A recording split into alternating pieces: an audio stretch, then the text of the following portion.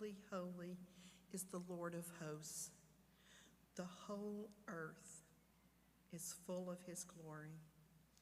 And the foundations of the thresholds shook at the voice of him who called, and the house was filled with smoke. And I said, Woe is me, for I am lost, for I am a man of unclean lips, and I dwell in the midst of a people of unclean lips. For my eyes have seen the King, the Lord of hosts. Then one of the seraphim flew to me, having in his hand a burning coal that he had taken with tongs from the altar. And he touched my mouth and said, Behold, this has touched your lips. Your guilt is taken away, and your sin atoned for. And I heard the voice of the Lord saying, Whom shall I send, and who will go for us? Then I said, Here am I, send me. And he said, Go and say to your people, Keep on hearing, but do not understand. Keep on seeing, but do not perceive. Amen. You can be seated. That's a powerful picture, what we just sang about. The holiness of the Lord, his power, his majesty, and the reality of our sin and our brokenness. And when those two things meet, God doesn't come to our sin and brokenness and go, man, never mind, I thought I had somebody that could go. He cleanses us, he purifies us, and then he calls us into his purposes for our lives. It's a powerful picture. And this morning is going to be a little bit of a unique Sunday. We are going to get to our Sermon on the Mount series next week, but we've got some uniqueness that's going to happen today. And before we get into it, I just want to tell you ahead of time, just where I believe that the Lord is taking us this morning. I want you to be listening for it. It's already a theme that has popped up, but listen, God's love for you and his pursuit of you and I, in the midst of our sin, maybe in the midst of our wandering, wherever we are, his pursuit is relentless. And he keeps coming after us to tell us of who he is, who we are in him, and to call us into his purposes for our lives. That's the first thing I want you listening for this morning. The second thing I want you listening for this morning is a challenge to trust God. When he says, who will go for me? He's calling you and I into his work. And I want to challenge you this morning to listen for how God might be calling you to step out in obedience and to go with him where it is that he is leading and taking you. But in order to get to those places this morning, I've got to start out by sharing some news with you. It's exciting news. And if you're, let me also say, if you are brand new with us this morning, this is an odd morning for us. You just hang in there. I think you'll get a window into how this family works here in just a moment. But this is exciting news. At the same time, for many of us, this is going to be hard news. But last Sunday, in a little community called North Zulch. Anybody raise your hand if you know North Zulch? It's right in between Bryan College Station and Madisonville. And if you're a Texan, what that means is west of Buc-ee's, okay? So that's where it is. But last Sunday there in that community, our discipleship pastor, Matt Murray, preached in First Baptist Church, North Zulch, in view of a call to become their lead pastor. And that church made the best decision that church has ever made, in my view, and they've called Matt to be their next lead pastor. Yeah, it's really exciting, yeah.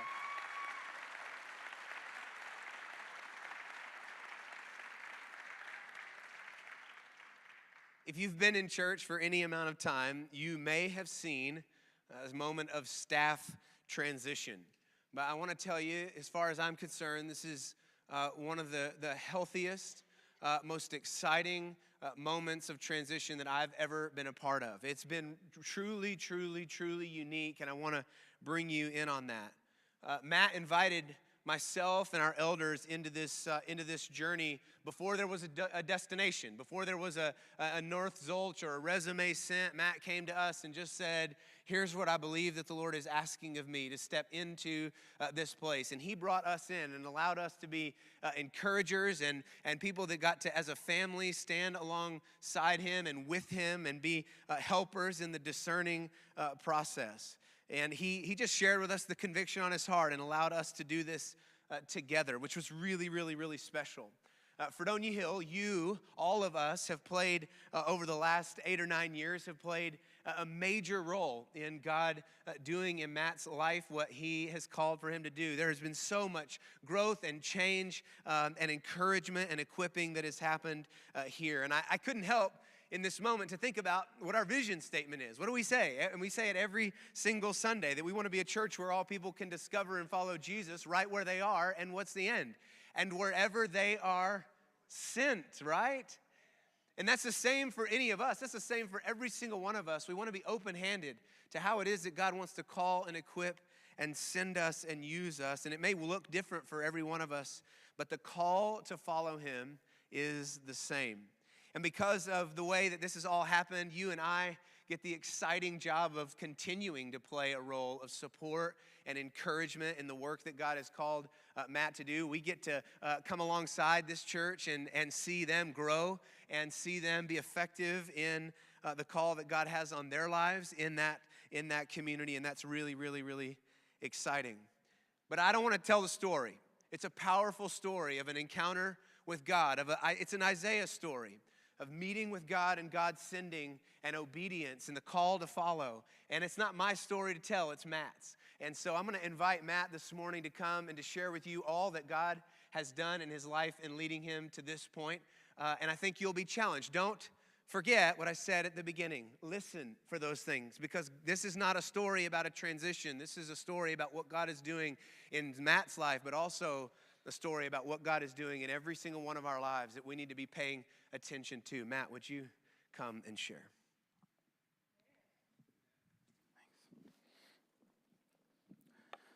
Well, good morning.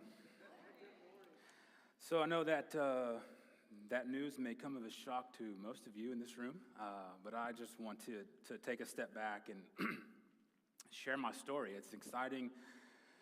Let you know the entirety of how this all came up, and I had to make notes so I could get this right, because I'm nervous this morning, right? So, as most of you know, I went back in May. The church was so gracious to give myself a sabbatical, to give me a sabbatical. And man, it was such a neat time. I'll just say this, 15 years of full-time ministry to that point, and never ever stopping and truly resting and getting away. Throughout the years, you take vacations here and there and you go away, but the phone still rings and things still happen and there's still things on your mind you think through. But I'll say for the first time in 15 years, when I went away for sabbatical, I truly got to, and I was telling Kendall this leading up to it, I said, it's kind of like I'm viewing it as an airplane. You're circling the landing strip, you're getting your wheels down, all the gears are checking, everything, you touch down, and when I touched down, when that plane touched down, I flipped all the gauges off, I got out of the cockpit, and I walked away. I sat down, and we turned everything off. We got out of the plane, and immediately what we did, actually, talking about super immediately, that Thursday was my last day in the office, May 12th, and we hit the road that afternoon to go to Florida. Like, we didn't waste time. We're like, we got 7 weeks, let's capitalize on this thing, so we hit the road for Florida. And I'll just say, I'll admit, I had some bucket list things I wanted to do. And we made an appointment on Friday at 4 o'clock to go tour Florida State University and all their sports, their fields and all the things. And I'm like, we got to get there by 4, so we got to hit the road running, honey. Let's go. So we threw the kids in the car and we headed out. But really, we went to Florida for the first, about 2 weeks total. And we went and spent time with family and stayed at the beach, relaxed at the beach and all those different things. And my encounter with the Lord happened 10 days into my sabbatical. It was May 23rd. And the Lord comes when he wants to come at 3:23 a.m. Weird. I'm like, come on, God, really? Like, that's weird, right? So there I am. We're at the beach in Fort Walton Beach, Florida. I'm with my family, and my in-laws were there with us, and we're spending our time there. And the Lord woke me up. He gave me a really, really weird dream. I don't know if you ever have weird dreams. I had a weird dream. My dream that moment, I was dead asleep in the night, and we're sleeping, and I was a worship assistant at a local church. And I'm like, why am I a worship assistant? What is that even? They heard me sing. Like, what's that all about? I don't know. But I go in, and my first day there, we're standing around with the team. I got one of my children there, and my child is acting up. Everybody's kind of glaring at me and looking at me weird. And this is all in a dream, mind you, okay? They're looking at me and giving me these weird looks. I'm like, come on, calm down, calm down, calm down. Well, finally, we leave. And the next day I come into work. This is my second day at this local church. And they won't let me in the building. And I'm going, what do you mean? Like, you just hired me. Why can't I get in the building? He said, we know that you posted all these pictures around the campus. I'm like, I didn't post any pictures around. What are you talking about? We know you did this because your kid was acting up yesterday. It's got to be you. This is your fault. All this accusation in the dream. And finally, I just said, okay, fine. I posted the pictures. I was admitting to something I didn't do, and they said, come on in. You're good. Come on in. Welcome back, right? And so it was like the weirdest thing. I woke up thinking, what in the world was that? I'm at the beach. I'm on sabbatical. Why am I a worship assistant? Why is my kid posted? Why are we doing this whole thing? What is this all about? I get up. I use the restroom. I get back in bed. And I'm trying to go back to sleep. And this is where I'll say the encounter with the Lord happened. The first part was a dream. Maybe it was like bad food the night before. I don't know what it was, right? But at this point, I'm laying there trying to go to sleep. And I had this, I'll call it a vision. I had a vision with the Lord. I don't use that term lightly. I don't really use that term hardly ever at all. But I'm laying there trying to go to sleep, and in my mind's eye, an unknown child stands before me.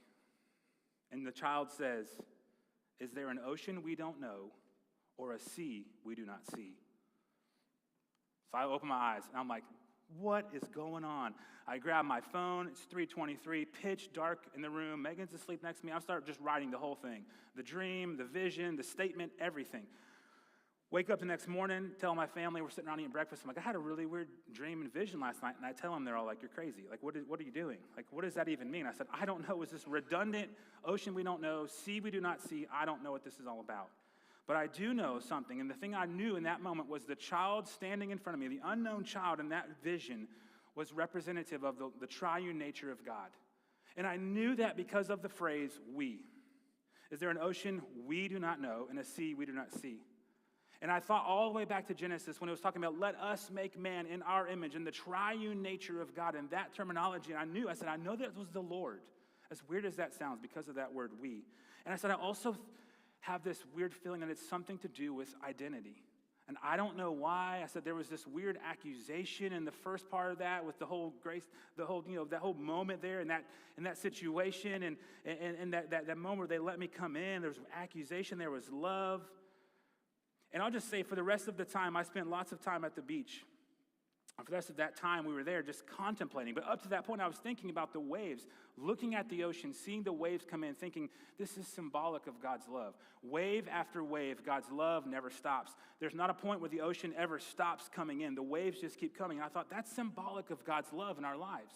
It never stops washing over us. You can never outdo God's love for your life. And I had known that, and so I knew there's something with the sea and the ocean and the depth of God's love. There's accusation. There's all of these things. So I want to fast forward now. So we spent the rest of our time at Fort Walton trying to figure this thing out. I'm going, God, what is this? I'm just going to lay this at your feet, and I don't know what that means. So I always thought when God showed up, he'd show up in moments of like, and there's like a shining light as clear as day. You can't miss it. And I'm like 3:23, the whole thing's weird. So about a week later, I go on my time of solitude. I'm going to Port Lavaca to spend 3 days by myself in a little teeny tiny camper right at the bay in the ocean. And I'm there, but as I'm driving, I made this decision before I even got in the car. I said, you know what, Lord? I'm just trying to figure out what you're wanting to do here. This is a time for me and you to connect. That's it. So as I get in the car to drive, I'm going to listen to worship music only. I have a lot of really great playlists on my phone, but I said I'm going to go to the Apple worship playlist, and I'm going to hit play, and I'm not going to skip a song. I'm not going to look for my favorite songs. I'm just going to hit play. And let it be what it is. And so as I hit play, it started playing. In the first 20 to 30 minutes in that car on the way down there to the beach, the theme that kept repeating itself in every single song. And some of the songs I knew and some of the songs I didn't know. But there was a repetitive theme of this word, fear. Fear. Fear kept coming up in every single song. And I'm going, okay, Lord, are you wanting to talk to me about something to do with fear? There's accusation, there's love, there's fear, all these things. What is this about? And the Lord said, you know what you're afraid of. You know what you're afraid of. You know you're afraid of the unknown and you're afraid of fear of man. And you know that you're running from a call because of fear. And I'm going, man, this has to be just me in my head talking. So I want to flash back to 10 years ago in my life. And I gave you a few breadcrumbs a few weeks ago, and I was preaching up here a few weeks ago about a situation that happened at a former church of mine. And I got there on staff a few months in. Our pastor abruptly retired. I was the only pastor on staff. I was leading the church. I was doing all the pastoral ministry naturally. I stepped up and was doing all of that, assumed all the pastoral roles. And I'll just say at that point, I never felt more alive than I was at that point, doing those things and just being in that position and all that. And I really spent a lot of time praying and seeking counsel and just wrestling with God. Like, God, is this something I need to explore or go after? I don't really know. And after a lot of prayer and counsel and just spending time with the Lord, I felt the Lord say, I want you to just go ahead and put yourself out there. And so I went to the church and I put my name in the hat. I went to the team. I said, hey, I don't know what you're looking for, but I would be, if there's anything I can do to be a part of this process, I'm really feeling like God's asking me to do this. And I'll just say in that moment, it was met with extreme opposition. In that moment, by an individual on the search team. And it was a trusted source, a source that was very close to me, a source that had kind of taken me under their wing. And I looked up to and had a lot of respect for, and that source turned on me, and there was extreme opposition in that moment. The Saturday night, I was actually preaching through a series at that time, and the Saturday night before I was going to preach, I talked to them on a Wednesday. Saturday night, he calls me to his house, says, I've got some things to say to you, and he began to tell me over the next hour and a half, accuse me of things such as trying to split the church, trying to cause division. I was being used by Satan. I was being blinded. My pride was in the way, all these type of things. I wasn't worthy of the pulpit. I was given an ultimatum. If you even step on stage tomorrow and you don't stand up and admit you're wrong, trying to cause this division, if you step on stage, I'll make sure your bags are packed. That's what was said to me. And I'll just say, it crushed me. It crushed me. It crushed my wife. It was a very dark few days. Did exactly what was told of me, and the church did not rally around me. It was very, very hurtful in that moment. It was very, very, very hard. And after that, I began to say, God, was that really you? Were you really wanting me to do that? Did you really want me to put my name out there, to go out on the limb, to say, here I am? Did you really want me to do that? Or I thought that was you. And I began to wrestle with doubt and insecurity and fear because of the things that were said to me. And so what did I do? I went back into my shell. I began to keep doing student ministry, which what I was doing. I said, fine, I'll just go do my job. I'll love on the students. I'll do student ministry. I just kind of felt like I went back into a shell. And I just kept doing what I knew to do in that moment. So 2 years later, we persevered for 2 years, and then we came here. We got a call to come to Fredonia Hill. And we arrived here, and we came here to do student ministry, and I'll just say, man, it was great. We came in doing student ministry. It was a great time for us to heal, to pick up the pieces, to gain some confidence back, to get back on our feet, and to begin to once again experience that love of God through many of you, through loving on students here in this church and getting to get that confidence back and that calling back. And about 3 years into student ministry, I started just kind of wrestling with that call again. Because once again, I felt like God asked me to do that before, but it was met with opposition. So I went back into my shell. I began to heal, began to do things. About 3 years in, start wrestling, feeling like I need to do something with that wrestling game. I'm unsure, God, what does this even look like?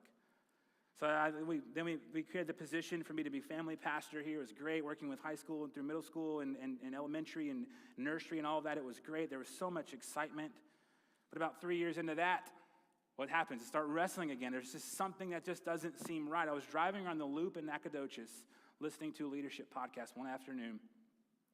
And I heard a pastor talk about this very wrestling, this call. And he said these words on the podcast. He said, it came to the point where I realized I was just managing systems and I wasn't pastoring people. And as he said that, my heart starts racing out of my chest. I'm like, that's exactly how I feel in this moment. So I came in, began to talk to Kendall. I began to talk to him about this, and we created this role as discipleship pastor. And then what happened? COVID hits and everything shuts down. And everything that I was supposed to do, we disband all those things for a season of time. But coming out of COVID, man, there was so much excitement. We're getting back. We're meeting again. We're doing things. The church is growing, and things are happening, and God is at work. And for me, in my role, there was so much comfort and security and just, man, this is so wonderful and so great.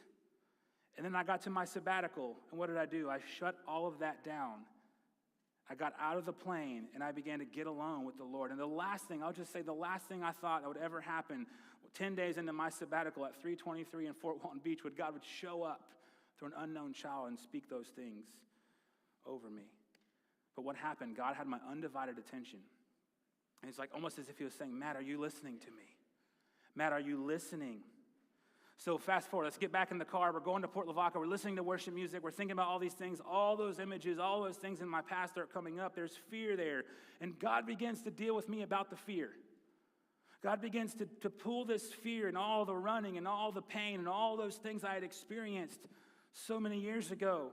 And the thing that I began to understand in that moment was that what had happened over the last 10 years was every time I would tell that story, the experience I had and the way I was hurt and crushed and accused and all those things, God began to speak to me saying, Matt, it's almost as if every time you've told that story to somebody, you're trying to help them shoulder the pain with you, shoulder that experience. And I realized that as I would tell somebody that story, they would kind of be like, man, I'm so sorry, that's so hard. I feel bad for you. And that was it. I'm like, really? You can't experience that? But I felt God say in that moment, Matt, you need to stop trying to let others shoulder that for you. And you need to give it to me. The only one who can actually understand your pain is me. You've got to give me that experience and stop carrying that experience and that pain with you. And I felt like in that moment, God just said, the only one to take your pain and take this experience is me. You've got to give it to me and let me have it and don't look back. It's funny because 10 years ago when that all went down, I journaled that very situation in this journal. I was writing that. This was a source for me to vent and to just let things out and to just wrestle with the Lord about the very experience. I detailed the experience, things that were said, the timing and all of that. I had that tucked away in this journal. This journal is full of so many wonderful ministry experiences. I've wrote down every time I've got to lead somebody to the Lord or conduct a funeral or baptize somebody, all of those things over the last 10 years. This is so much gold for me just to look back and encourage. There's so many prayers in here, praying for my children, my unborn children. But tucked away in the midst of all this goodness was those few little pages with so much pain and heartache. And this thing sat in my desk right next to me every single day for 10 years. And ironically, I took this with me on my sabbatical because I was like, this has got so much good stuff in it. God, I just want to look back and celebrate. Oh, by the way, I'm reminded of what's right there in the middle. And God said in that moment, by myself in the car, you need to rip that out of that journal. Give it to me. Stop carrying that pain and release it. And he's like, I'm thinking, okay, God, there's a sea. I'm going back to the sea. I've got this. I burn it. Do I toss this into the sea? And so I had to call my dad. I'm like, Dad, here's what I'm processing. Am I crazy? He's like, I think you know what you need to do. You need to rip that out and burn it and let it go. And so the next morning I woke up, Port Lavaca, Texas, by myself, pulled those pages out, wrinkled them up, threw them in a bucket, lit it on fire, walked down to the shore, and threw it into the ocean and said, God, I'm giving it to you. And I watched his love wash over that and carry those ashes as far as the east is from the west. And as I did that, I walked away. I was the guy taking pictures of everything. I'm that guy. I like to document everything. And Megan's like, put your phone away. What are you doing? I'm like, I'm taking pictures. So that moment, I set the phone up and I videoed that. And as I turned around, I said, God, I don't want to live my life in fear. I want to walk in faith. And there was just a weight that was immediately lifted off my shoulders in that moment. A couple days later, we're at Houston, we go to Megan's home church. It's the first time we've been in church on my sabbatical, by the way. That's terrible to me. It's like 3 weeks in, and my first Sunday back in church. It's terrible. Lord, forgive me for that, right? But we walk in. Now, this is important. We walk in the very first Sunday. We sit down. We're a guest in this church. The pastor gets up that Sunday, and he's like, all right, guys, we're starting a brand new series today. Guess what it's called? Runaway. We're going to talk about Jonah running from his call. I lean forward, and I look at Megan. We're making eyes at each other going, seriously? And he gets up and he starts talking. And he says, hey, listen, some of you are here. We're all running from something, but here's the bottom line is that God pursues runners. Boom. I'm like, okay, God, I hear you loud and clear. I knew exactly what was happening. That God had continued to pursue me over that 10 years, from that hurt and that pain all the way till that moment, God had never stopped pursuing me. His love, once again, never stopped washing over me. His call never stopped. There'd been moments along the years where there's a little flicker of light, and I would start to wrestle, and then fear would creep in, and I would just extinguish the light. But it never would go away. And over the next 4 weeks, so we visited that church that Sunday. The next 4 weeks, we visited 4 different churches. And every single Sunday, I promised you, it was like they knew each other's playbook. I'm like, y'all been talking to each other. This is 5 different churches in different cities. And every single week, it's like, are you giving God your yes? Are you using your giftings? Are you serving this way? Are you doing this thing? There's so many correlations. And every week, it's like God was talking right to me.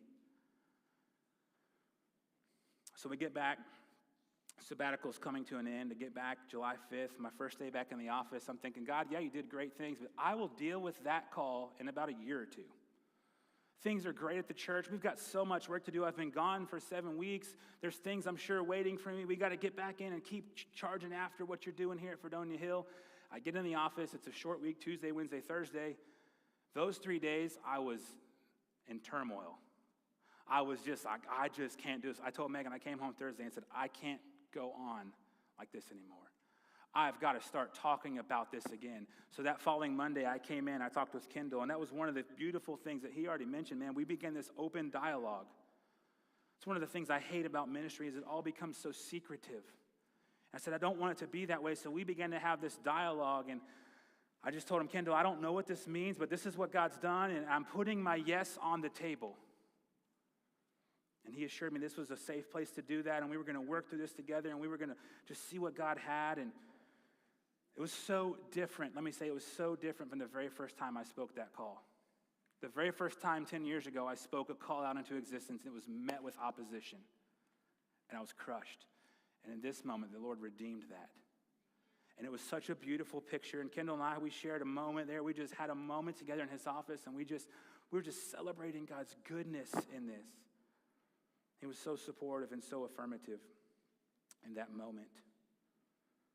And I'll just say there's been so many things along the way where God's continued to say, if you're going to give me your yes, I'm going to open a door. And doors have continued to fly open. I'll just say, more rapidly than I thought they would. Kind of like, let me get through this door before you open the next one, God. Like, come on now. Like, I got to start running after this thing, right? But God never stops pursuing runners. He never stops his pursuit of us. And I'll just say, church, man, for me, to stand before you today, this place is special. Fredonia Hill for the last 8 years has been home for us. And this place has been amazing, and we're going to miss each one of you. You guys are an amazing, amazing church family. I told Kendall, I said, the church, Fredonia Hill has set the bar very high for the next church. Because this church family has been so crucial to us all along the way. It's been a special place, a place to learn and grow, a place to heal, a place to experience God's goodness, and to wrestle this call. But we also know that God has great things ahead, both for Fredonia Hill and for First Baptist North Zolch, and we're excited to be a part of that journey. So, church, I just want to ask you in this time, would you just commit to pray for us as we begin this transition? I'll admit, I'm still nervous and afraid and fearful, but I know that I'm not going at this alone. I know that God has gone before us, and he's going to be with us through this process. So I just encourage you, would you pray for our family in this time?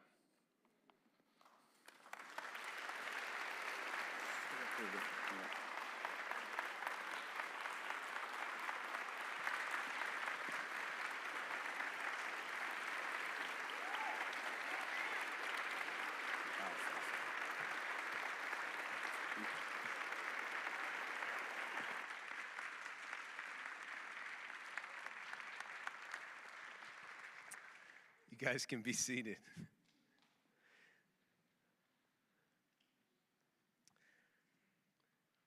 I know that there are probably many questions about logistics, and I'm going to give you those now so that we can focus on what's really happening, all right?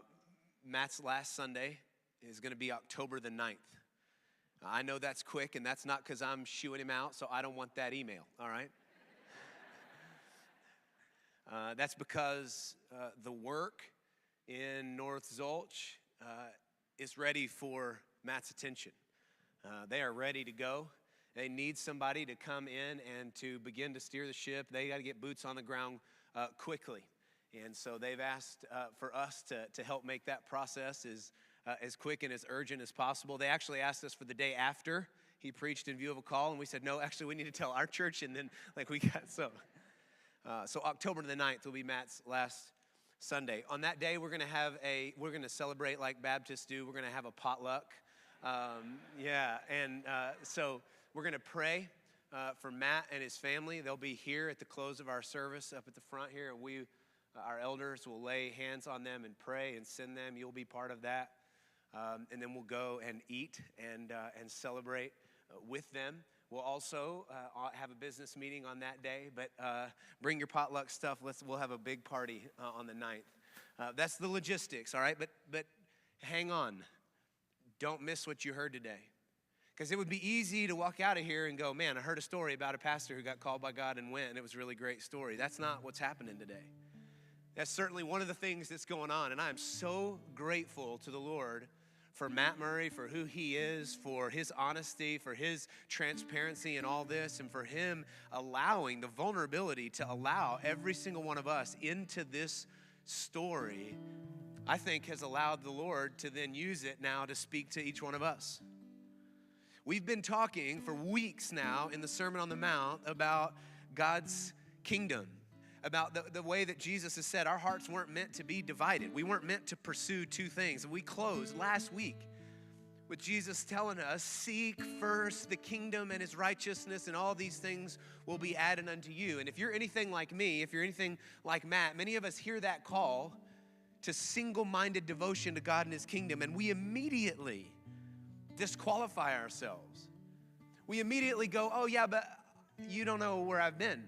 You don't know what I've done. I'm not qualified for that. I can't. There's no way I can do it. You don't know my story, my weaknesses. You don't know what others have said about me, the criticisms that I have faced. There's no way that I could come and pursue God's kingdom in that way. But what we've just heard is that there is no ocean that we do not know, nor sea we do not see. God knows all that. God knows all of your past. He knows all of your failures. He knows all of your pain. He knows everything that's been said to you and all the reasons why you think you can. And yet he keeps coming with his mercy and his love and his grace, washing over all of that and saying, no, but despite all of that, you are mine and I've called you to myself. Will you trust me? That's Matt's story, but that is every single one of our stories in this room. And so our invitation this morning is twofold. It's two parts. And the first is I want to invite you to stand at the edge of the water with Matt. I want to just take yourself to that moment. Just stand at the edge of the water with your hands full of all the reasons why God may or may not could use you. Just put your story, whatever was in your journal, tear it up, put it in your hands. And I want to invite you this morning to just toss it in the sea. I want to invite you this morning to throw that into the water and let God's love, let his mercy and his forgiveness wash over all that endless ocean of who God is, wash over all the reasons why you think not you. The second part is I want you to join Matt in going, not to North Zolch.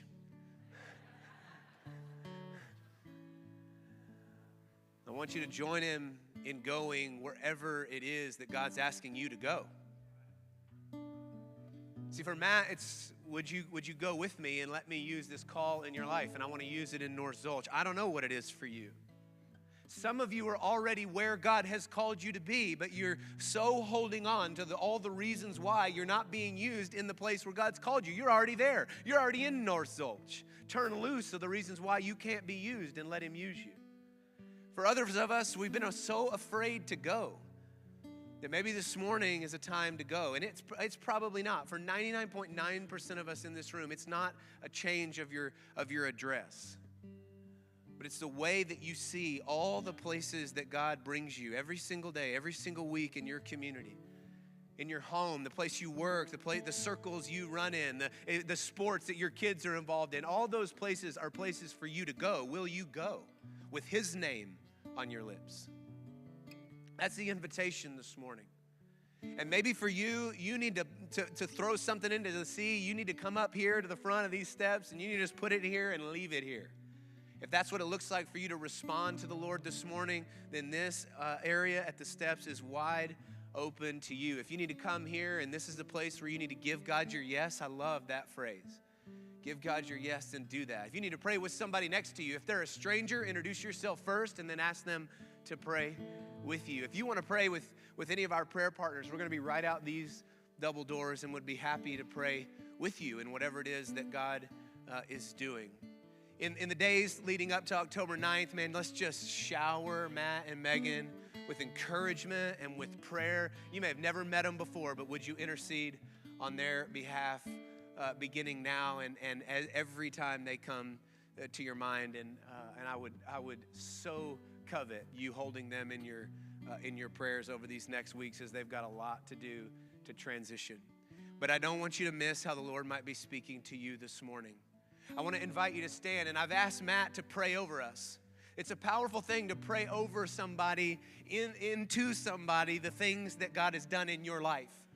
God has done an incredible work in Matt's life, and I want every one of us, myself included, to experience that very same thing. So I've just asked Matt to pray over us, to intercede for us, that we too might let go of all of our excuses and might chase after the Lord wherever He's called us. Matt's going to pray.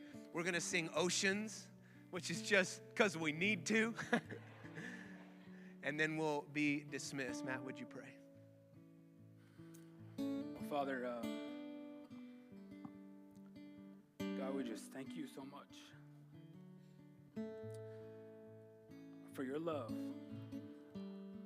We thank you, as we sang earlier, God, that your mercy is far greater than anything we could ever do, any depth we could ever run, anything we could ever think or imagine, God, that your love, your precious love that was displayed for us on the rugged cross of Calvary, that it washes over us. And God, I don't know what else you're doing in this room this morning, God, but I know without doubt, God, that you are moving and you are active. There are hearts that have been stirred today, God, and I just pray that we would just continue collectively as a body to say yes, God, that would you just continue to do a mighty work in Fredonia Hill, in this body, in this community of Nacogdoches and the surrounding areas. Thank you for each and every one that make up this unique body here at this church, pursuing you, locking arms together, seeing your kingdom grow and expand in Nacogdoches. And God, I just thank you personally. Just thinking that Fredonia Hill, one of the first things I heard when I came here is Fredonia Hill means freedom. God, I thank you for the freedom that this place has brought in my life. More importantly, God, the freedom that has come through you. And I just pray today would be a day of us opening our hands, relinquishing control, and telling you yes to whatever you have.